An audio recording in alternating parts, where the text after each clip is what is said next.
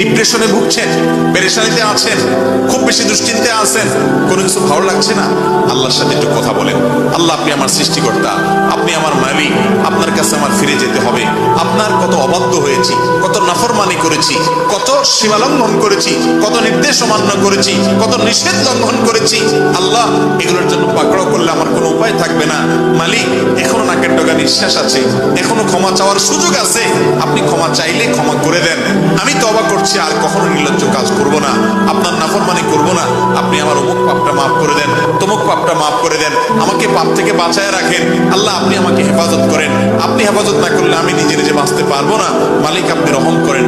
আল্লাহর সাথে একটু কথা বলেন। আল্লাহর কসম, সালহাতুস সঙ্গে বুদি দিল খারাস, আজমুদে এক জামানা খাকে বাস। পাথর হয়ে বহুদিন ছিলেন ভাই, একটু আল্লাহর সাথে কথা বলেন, চোখের পানি ফেলেন, দোয়া করেন। বিশেষ করে ভোর রাতের দোয়া, ভোর রাতের দোয়া, এটা গুলি মিস হলে মিস পাই না ভাই।